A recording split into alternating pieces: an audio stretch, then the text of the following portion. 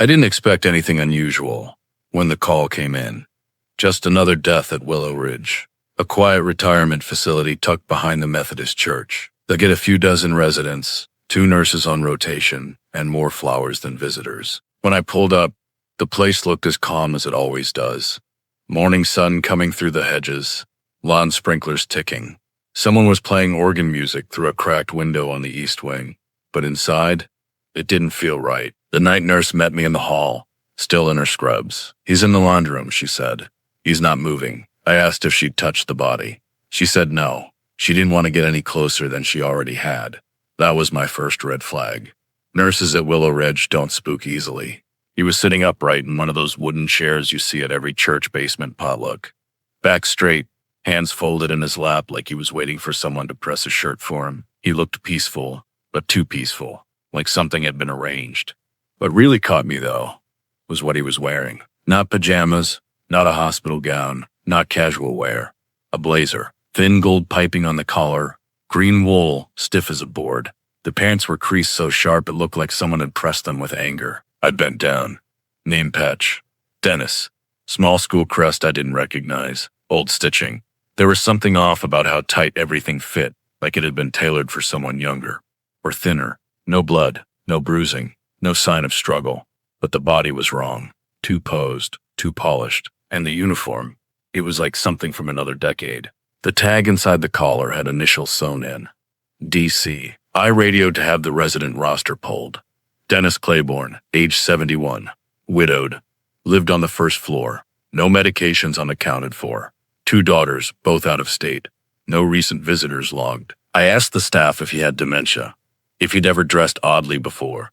They shook their heads. They told me Dennis was quiet, punctual, polite, liked to do crosswords in the dining hall, never caused a moment's trouble. They had no explanation for what he was doing in the laundry room, fully dressed in a blazer nobody had seen him wear before. While forensics began their sweep, I got access to his unit. Clean, minimal, nothing suspicious in the kitchen or bathroom. But his bedroom closet was obsessive. Shirts pressed and spaced exactly 2 fingers apart. Shoes lined up heel to wall. On the top shelf, a box tucked far back. I had to stand on a chair to reach it. Inside, 1 yearbook, a small envelope. No markings on either.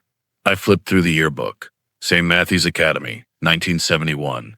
All boys, private, green blazers, same crest, same uniform, no notes in the margins, no signatures or messages. But one photo had been circled in red. A girl, long brown hair, pale face, middle of the student council lineup. But the school was all boys, wasn't it? No name under her photo. She wasn't in the staff section either. I asked records to dig into the school history. It burned down in 1987. There were no digitized archives, no clear alumni data, and apparently, there were no documented exceptions to their all-boys admission roll. So why was there a girl in the photo? I sent the picture to be analyzed for alterations. If someone had tampered with the page, I wanted to know. But the ink around her was identical to the print, aged, smudged slightly, embedded into the paper. Not a later edition. I left Dennis's apartment with more questions than answers. The uniform, the photo, the chair. Nothing about it made sense. No signs of a break-in, and nothing stolen. But someone had dressed this man up like a teenager and left him posed, silent, forgotten, like he was part of some school play he didn't remember signing up for. I was halfway through the report when the second call came in. Different facility. Across town. Same age group. Same early morning discovery. This time in a music room. Staff thought he was just sitting at the piano until someone realized he hadn't moved in hours. I drove there myself. When I walked in and saw the green blazer, I already knew. The same piping on the collar, same polished shoes. This time the man's name was Roger Kincaid, 73, former ad man. No criminal record, different life, different story, but the exact same uniform. I pulled his file, and sure enough, a second yearbook. Same year, same school, same photo circled. That same girl again. No name, no records, no existence. That's when the chill settled in. This wasn't coincidence. This wasn't some shared nostalgia ritual or twisted club prank. 2 men, unrelated, dressed like boys from 50 years ago, wearing the same forgotten uniform, posed in rooms where no one would question them until morning, and both had that girl circled. I didn't know what it meant yet, I didn't know who she was, but I was starting to understand what she wanted. She wanted them remembered, exactly the way she remembered them. I didn't go home that night. I sat in my office long after the lights dimmed across the station, flipping between the two files, Dennis Claiborne and Roger Kincaid. I kept the photos side by side on my desk. Same blazer, same stitching, same pale green button-down, starched to the point of cruelty. But it wasn't the uniforms that kept me wired. It was the girl. Two victims, both in their 70s. Both men who lived in opposite ends of the county, with no clear link in their adult lives. But in each of their apartments, a 1971 St. Matthew's yearbook, encircled in both copies, in the exact same shade of red pen, the same photo. A girl who shouldn't have been there. I stared at her until my eyes blurred. Little of the photo. No name, not staff, not a student by record, but printed, smiling faintly. Hair parted down the center like she hadn't yet decided which side to be on. I had the text run facial recognition. Nothing came back. Not through school archives, not DMV, not even social media. I figured maybe it was a prank, a photo slipped in later, but forensic confirmed again. The ink, the bleed, the age of the paper, all authentic. That page hadn't been altered. Whoever she was, she'd been there since the yearbook was printed, and she was the only person whose name was missing. By the time the coroner sent the report for Kincaid, it only confirmed what we already suspected. Same cause of death, barbiturate sedative, almost undetectable, smothered post-sedation. No signs of struggle, no signs of resistance. Whoever did this was careful, practiced, and deliberate. There were no fingerprints except the victims. No fibers, no forced entry. Like she floated in and floated out. I started combing through old newspaper clippings for St. Matthew's. Class photos, alumni dinners, fundraisers. I found pictures of Dennis and Roger. Same faces, just younger. One grainy photo showed them at a debate tournament, smoking behind a third boy holding a trophy. But that third boy wasn't a boy at all. Not clearly. It was blurred, distant. Could have been anyone. Could have been her. By 3 a.m., I had a list of alumni from the class of 71, cross-referenced with public records. A few had died, a few couldn't be found, but a handful were still alive, still local, still aging quietly in ranch homes or retirement units.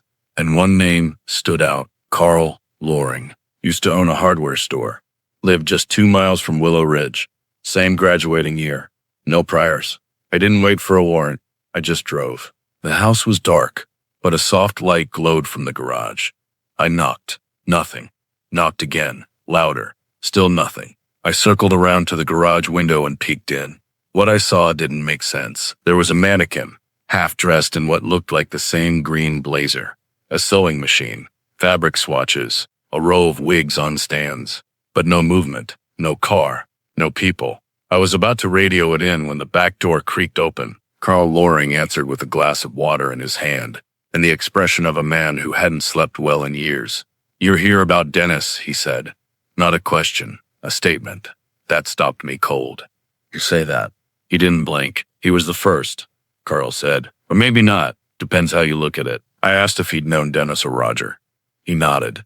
We all knew each other. You don't forget boys like that. He invited me in, slowly, like he was warning me with his politeness. The living room was spotless, not staged, lived in, smelled like cedar and peppermints. On the wall above the fireplace was a framed photograph, a class photo from St. Matthew's. He'd marked a few faces with pen, Dennis, Roger, a few others. And again, that same girl in the council photo, circled. This time in black ink. She had a different name back then, he said. But I won't say it. Not my story to tell. I asked if he knew where she was now. He shook his head. If I knew, I wouldn't be sleeping. I'd be packing. Pressed him harder. Why the uniforms? Why dress them like that? He just looked at me and said, that's how they looked when they laughed at her. I left with more questions than I arrived with, but I didn't doubt his fear. He knew he was on her list, and he wasn't going to run. Carl was waiting for her. In a strange, quiet way, maybe he thought he deserved it. The next morning, before I could even file the report, the third body turned up, this time in a park bathroom. Folded shirt, blazer buttoned, shoes polished. Another man in his 70s. No wallet, no ID, just a name tag stitched to the inner lining of the blazer. And this time, something new. A dry cleaning receipt, dated exactly 3 weeks ago. She wasn't just keeping the uniforms. She was preparing them. The third body changed everything. Not just because of where he was found, but because of what he was found with. A city park bathroom is a miserable place to die. No camera coverage, no alarm system, just a cracked mirror and a hand dryer that barely works. He was found propped against the wall, blazer still neat, his legs folded at a perfect angle beneath him. But this time, there was something more than just the uniform. A small paper slip was folded inside his coat pocket, a dry cleaning receipt, dated exactly 21 days ago. At first, I thought it had to be an old tag, something he reused.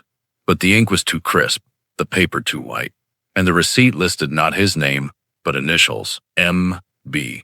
The victim had no ID on him, no wallet, nothing with a name, but the tag inside the blazer matched the receipt exactly. A custom order, not from a chain cleaner. Small shop, north side, family-owned, still used carbon paper. I called them before sunrise. The shop manager was blunt. We don't clean things that old. The fabric's too fragile. But when I read her the invoice code, she changed her tone. Oh, that one? Yeah. She brought it in herself. Older woman, maybe late 60s, real quiet. Said she needed it looking new for a reunion, I think. Paid in cash. Didn't blink when I said we'd have to hand press the whole thing. I asked if they had footage. They didn't. Their only camera had been down for 2 months, but the manager remembered her perfectly. White gloves, even though it wasn't cold. A small notebook. She wrote everything down before she said it out loud. Then thanked them, twice. That was it. So now we knew something chilling. She wasn't just keeping these uniforms for decades. She was taking them out, one by one, and preparing them like costumes. She wanted them clean. Perfect. Like she remembered them. Like they needed to be right before whatever came next. I called Patel and had him go back through the alumni list. Focused now. Narrowed. Men from the class of 1971 who were still alive. Still within reach. He flagged 5. I looked at their faces, their addresses, their lives. One was in a hospice. One had moved to Florida. One, a man named Hal Gerben, had just moved into an assisted living complex across from the train station. That was 20 minutes from where the third body had been dumped. I didn't wait. I drove straight to Hal's unit and knocked. He opened the door in slippers and a t-shirt with a faded joke about coffee. 72, former dentist, lived alone, slight tremor in the hands. But when I showed him the photo of the St. Matthew's yearbook, his whole posture changed, like his spine stiffened, but only out of instinct. He didn't say anything about the girl at first, just pointed at the others. That's Dennis, and that's Roger, and that, he trailed off. Well, I'll be damned. I waited. He cleared his throat. That's Maggie Bell. But that's not her real name. Was she in your class? He looked away. They let her in for 1 semester. Spring of 1971. Experimental program. Everyone made a mess of it. Why? He didn't answer, just kept tapping his finger against his leg. Not fast, just steady. She didn't fit. Too smart. Too quiet. They didn't know what to do with her. I asked him if she had reason to hate them.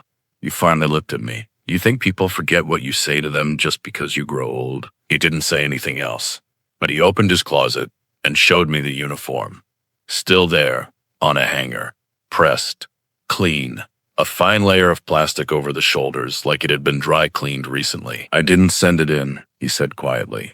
Someone left it outside my door. That afternoon, I pulled case reports from nearby jurisdictions. I was looking for anything, any death that didn't fit. I found 2. One was a man found in his own garage last year. Cardiac arrest, presumed natural. No autopsy performed. Retired banker, same class year, St. Matthews. The other was a man found dead in a motel room outside Dayton 2 years back. Dressed, no ID. Labeled John Doe, later buried. Photos showed a green wool blazer. No one had looked for a pattern. No one had any reason to, until now. It was already too late when I called the hospice. The woman on the other end said, "Oh yes, he passed in his sleep last night. Painless. His daughter said he'd been having dreams about high school." I asked if they'd noticed anything strange about his clothing. She hesitated. Well, he was wearing a jacket we'd never seen before. Kinda old-fashioned. Looked like a school uniform. By the end of the 3rd confirmed case, I stopped calling them murders and started calling them rehearsals. That's what they felt like. The poses. The careful presentation. The uniforms, cleaned and preserved like stage costumes. She wasn't just killing these men.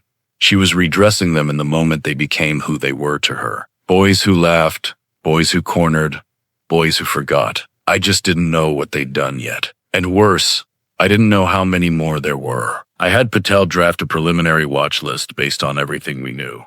St. Matthew's Academy, graduating class of 1971, male, currently living in state. We pulled DMV records, voter rules, public obits, and social security files. We filtered out the deceased, the incarcerated, and the people with airtight alibis. What we were left with was a short, brutal list.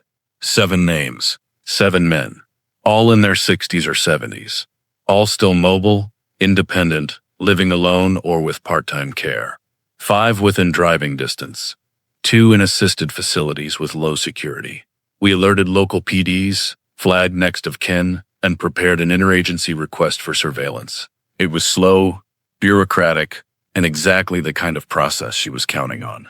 Because while we were still getting the paperwork in order, the 4th body dropped. This time, he was found by his own daughter, in a folding chair on the back porch.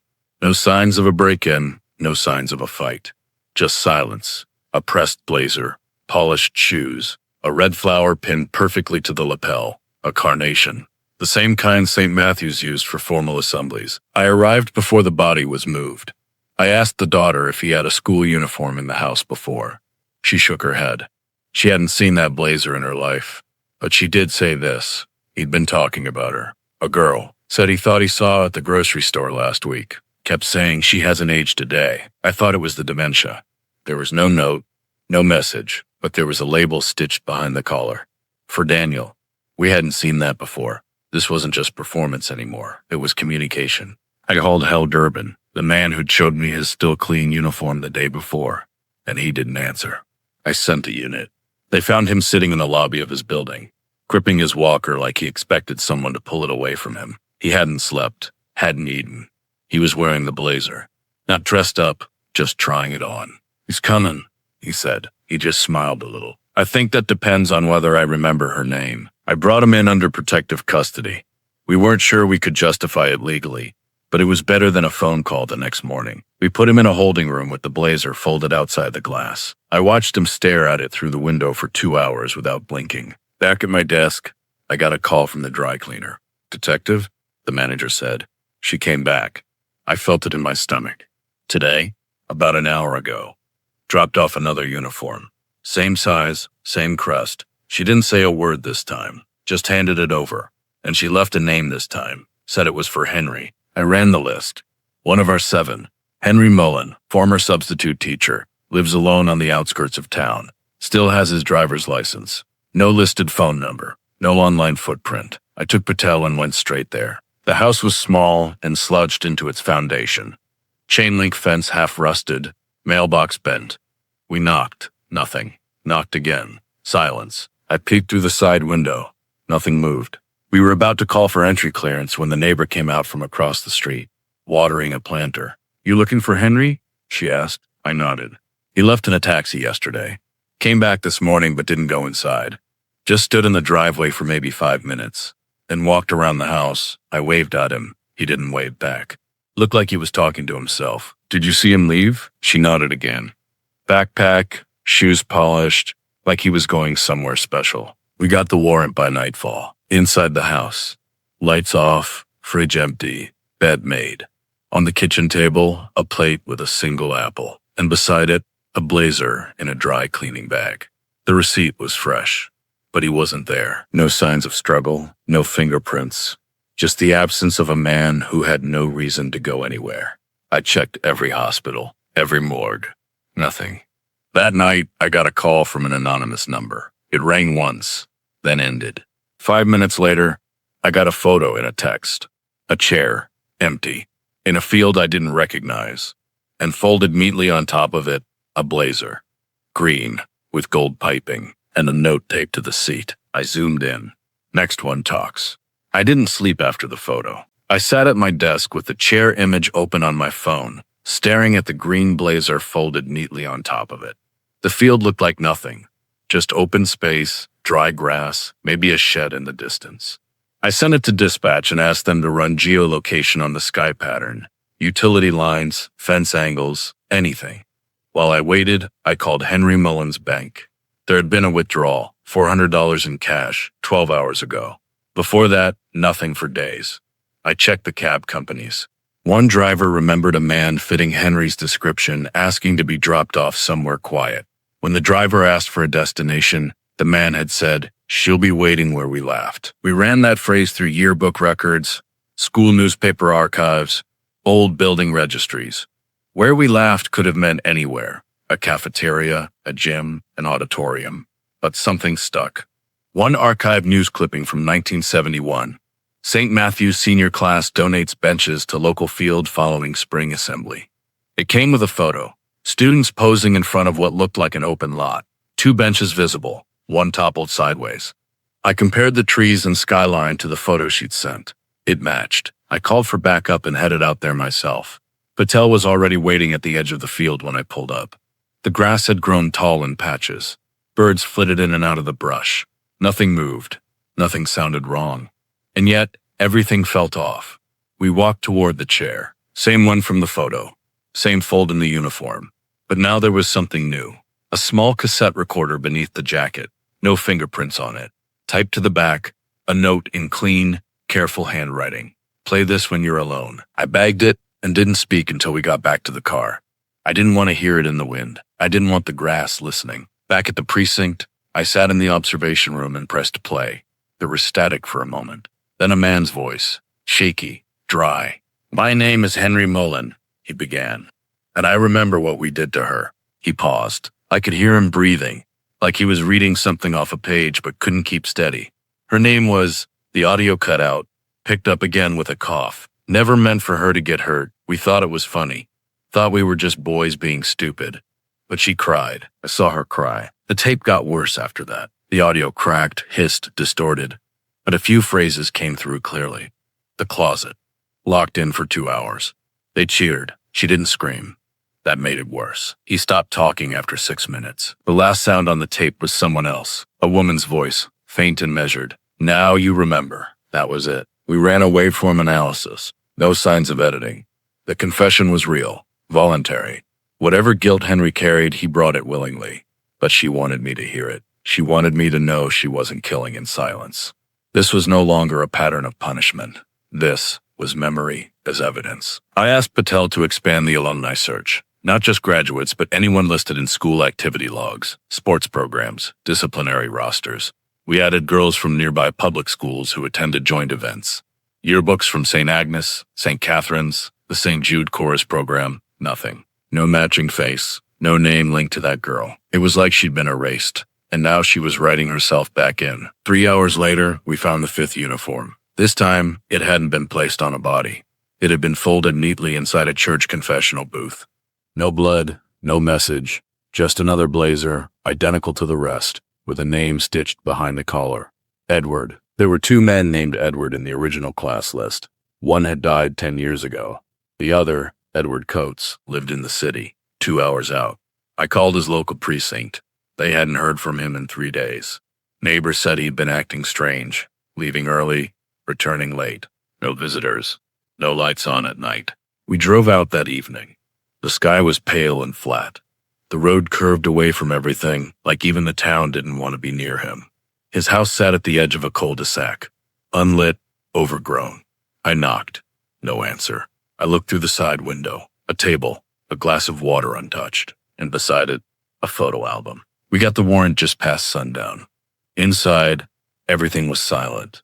The air smelled like lemons and paper. On the table, I opened the album. It was filled with photos of the school gym. Students dancing, laughing, holding drinks. At the very back was a page glued and upside down. I turned it. It was a single photo of her. Same hair, same smile. A date written underneath in blue ink. April 17th, 1971. The night of the spring dance. A night we couldn't find any chaperone records. The night every victim so far had attended. We searched the house. No body. No sign of Edward. Just the jacket at the church. She'd marked him, but she hadn't used him yet. That meant he was still alive. Or she was saving him for last. The photo changed the tempo. Until then, everything had been about the uniforms, the posing, the cold precision of the kills. But now, with that image dated April 17th, 1971, I had a timestamp, a fixed point in the past. The spring dance, likely held in the St. Matthew's Gymnasium, was the first specific event I could pin to all the victims. I needed to know who else was there, who she had seen, and more importantly, who had seen her. The problem was, there were no records of the dance itself, no school newsletter, no official guest list. The gym had burned in 877, along with most of the student files. But photos? Those had a way of surviving. Cattell pulled every surviving yearbook, church bulletin, and alumni newsletter we could find. He also found something better. A local photographer from that era, still alive, still operating a tiny storefront 3 towns over. William Harrow, now 81, used to be the go-to guy for school dances and graduation portraits. We drove out the next morning. His shop was a time capsule. Film negatives, dusty light meters, a wall calendar from 2009. When I showed him the April 17th photo, he stared at it like he was trying to remember if he'd taken it, or just seen it in a dream. After a moment, he nodded. St. Matthew's spring formal. I shot that. They asked me to skip the pose stuff and just shoot candidates. Wasn't a very friendly crowd. I asked if he still had the negatives. He said maybe. I box everything by month. Follow me. We spent 45 minutes going through yellowed boxes until he pulled one marked April 1971-STM. Inside were contact sheets, film strips, faded invoices. I found 3 more photos with her in them. The girl, always in the background, always partially obscured. One standing near the punch table, looking out of frame. One sitting on the bleachers, alone. And once, reflected in the mirror of the girl's bathroom. I asked if he remembered her name. No, he said. She was quiet. I remember the silence around her more than her voice. I asked who she was with. He paused. Nobody. That was the problem. Back at the precinct, I pinned the photos on the wall next to the victims. One image had all 5 known victims in the same shot. Dennis, Roger, Henry, Edward, and Carl, standing in a half circle, laughing at something. In the far corner of the frame, her, not looking at them, not even facing their direction, just existing near them. That was all it took.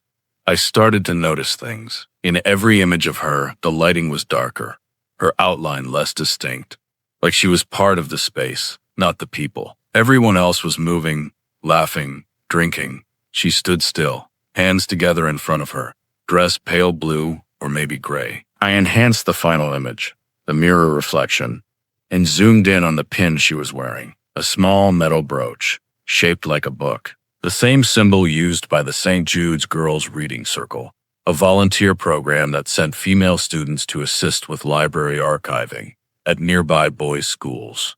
That was all. I had the records clerk dig through St. Jude's spring rosters from 1971. 2 days later, we got the full list. 32 girls had signed up that term. 29 had verifiable life paths, college, family, employment records. 2 were deceased, but 1 had no trace after 1972. No marriage license, no taxes, no employment, no obituary, just a name, Margaret Bellamy. The name wasn't unfamiliar. Carl Loring had mentioned it in passing. That's Maggie Bell, he'd said, but that's not her real name. He was right.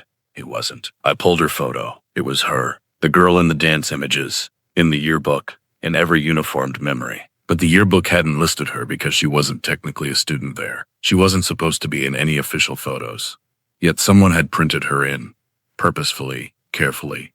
She'd been allowed in the margins, and when the boys mocked her, excluded her, pretended she didn't belong, the school let them. Now she was writing herself into the story by force. That afternoon, another tape arrived. No envelope, just the cassette, dropped at the front desk of the station in a plastic bag with the words, Edward, confession, written in block letters. I didn't wait. I played it in my office with the door shut.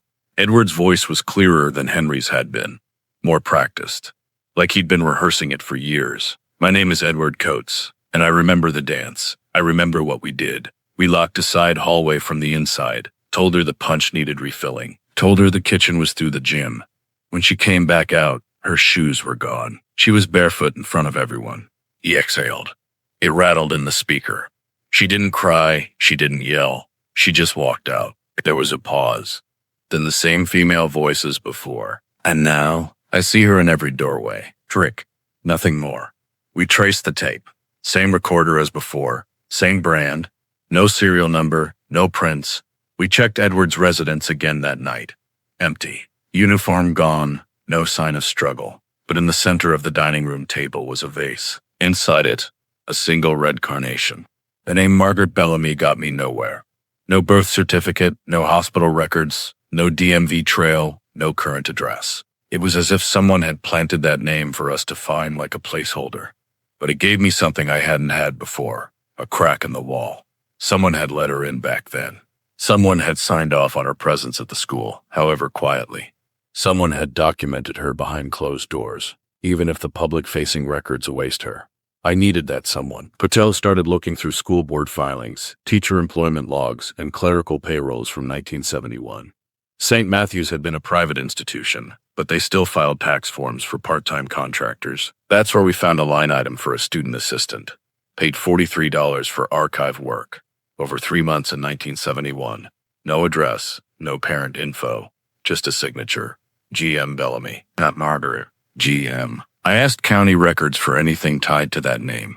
We found a probate file from 1972. A man named Gerald Bellamy, deceased, natural causes. Listed next of kin, Gina Mae Bellamy, age 17, no guardian, declared legally independent. I sat with that name for a long time. Gina Mae Bellamy. Not Margaret, not Maggie. Gina. That's who she was before the erasure, before the staged photos, before the blazers and the pressed collars. It was the name no one used, maybe not even her. I pulled every reference to her that still existed. There were only 3. One library assistant roster from St. Jude's, a school photo from 10th grade, and a brief entry in a 1970 county scholarship form. Gina M. Bellamy, GPA 4.0. That was it. Then she disappeared, and now she was bad. With a list, with a timeline, and with something else I hadn't wanted to admit, a voice. Because this wasn't just a murder spree anymore. This was someone narrating her own disappearance in reverse. Every body posed, every detail exact, and every voice confession matched with silence from the systems that failed her. She was stitching herself back into a world that cut her out. I stared at the dance photo again. I could see it clearly now. The setup, the isolation, the joke that turned into humiliation. She was never meant to be there. Not in that room, not in that uniform. And now, 5 decades later, she'd made sure they wore it for her. But there was one left, the name we hadn't crossed out yet. Carl Loring. He was still in protective custody, though barely speaking. He'd stopped eating the day Edward's tape arrived. I watched him through the glass, blazer folded on the chair beside him, untouched. He stared at it the way some men stare at gravestones, as if something inside might call their name if they listened long enough. I stepped in and sat across from him. "You knew her," I said. He nodded. "Do you remember what happened at the dance?" He didn't answer. "Do you remember her real name?" He looked up. I never forgot it. I slid the photo across the table. The same one from April 17th. Her standing by the bleachers, alone. Carl's eyes welled, but he didn't blink. She wore her hair like that because she said it kept people from deciding who she was before they heard her speak. I waited. "She was brilliant," he said. "She didn't belong at St. Matthew's. She didn't belong in that town. She belonged somewhere people listened. What did they do to her?" He sighed. "They made her an example." He explained that during the dance, Dennis and Roger, drunk, angry she'd even been invited, had told everyone she was a plant, said she was spying on them for the staff. They surrounded her near the punch table, asked her questions they knew she couldn't answer, mocked her speech, her shoes, her body. Someone poured soda down her back. Someone else locked her in the janitor's closet for 2 hours. She didn't scream, Carl said.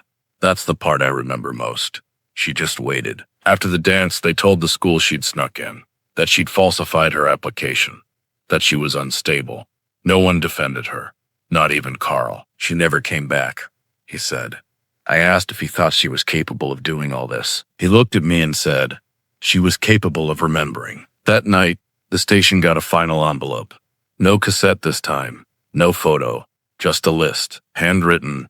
6 names, 5 were crossed out. The 6th was Carl Loring, and next to it, not a check mark, just one word, regret. We put extra detail on his room that night, posted 2 officers outside, ran surveillance inside. Every 30 minutes, one of us checked in.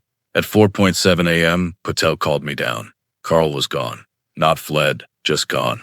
His bed unslept, his blazer still on the chair. But on the inside of the blazer's collar, stitched in red thread, was her name, Gina May. Not scratched in, not carved. Soon, like he'd always belonged there. The last time I saw Carl Loring was on a security feed timestamped 3:41 a.m. He stood in the hallway outside the precinct's holding ring, staring at the emergency exit door. He wasn't rushing, wasn't panicked. He reached into his coat pocket, pulled out something small, and pressed it to the door's panic bar. A coin maybe, or a magnet. The lock disengaged. He walked into the night without a glance back. I watched that footage a dozen times, maybe more. He didn't look like a man escaping. He looked like a man meeting someone where he was supposed to be. By noon the next day, we got the call. A hiker reported seeing something strange in the clearing behind a county library, just outside Delmere. An old bench set deep in the trees, vines crawling up the legs. On that bench sat Carl, upright, clean, wearing his school uniform. Shoes shined, cuffs buttoned, a red carnation pinned over his heart. He was dead. I drove out there myself. The forensics team had already arrived, but no one touched him. Everyone just stood quietly, as if they'd stumbled into a shrine. The scene was perfect, too perfect. She dressed him as she had the others. But unlike the others, this time there was no sign of restraint, no sedative needle mark, no bruising at all. Autopsy would later confirm he'd died of heart failure. Natural. But I didn't buy that. Not after what we found tucked in the breast pocket of his jacket. A letter. Folded once. No envelope. To Detective Loring. That was me. By now you know what they did, or enough of it to see why they had to remember. But this isn't about vengeance. Not really. Vengeance ends too fast. This was about memory, about arrangement. Every one of them wore what they wore the night they stopped seeing me as a person, and I gave them time to remember what they became when they laughed. Not who they were, what they chose to be in that moment. I didn't kill them, not all of them. Time did. Guilt did. I just made sure they looked the part when they left. It was signed, May. No last name, no return address. But she wanted me to read it. She wanted me to know that Carl's regret had earned him something the others didn't. Choice. I sat there long after they took the body. The bench creaked when the breeze hit it. An old carving on the wood read, M.B. I still remember. Faint. Almost gone. I don't know if it was hers or someone else's, but it fit. Back at the station, I filed the case under long-term review. There was no arrest, no warrant, just a file full of uniforms, tapes, timelines, and 6 dead men who had no enemies, until memory came knocking. The press spun it as a string of sudden deaths among elderly alumni. Natural causes mostly. 1 heart attack, 1 stroke. No suspects, no clear links, no theories with enough proof to print. We didn't correct them, but I kept one thing, the 7th blazer. A week later, it showed up on my desk. Folded, pressed, dry cleaned. No name on the label, but stitched into the cuff, so small you'd miss it unless you were looking, was 1 line of red thread. Now do you believe me? That night, I locked it away in evidence, and I locked the door behind me when I left. Somewhere, she's still alive. I believe that. She's not killing. Not anymore. She's watching, making sure the story was seen, heard, not erased again. In some ways, she didn't need to keep going. She already won. The files are sealed now. I keep them in a drawer labeled Case 486, though I never really consider it solved. What do you call a case where the victims confessed? What do you call a killer who didn't need a weapon, just a memory? The chairs are empty now. The uniforms are quiet, but I still get calls sometimes. A sighting, a voice someone thought they recognized, a girl in the background of an old photo. Sometimes I check, most times I don't. I know better. Some stories end before the last page is written. But this one waited 50 years just to start.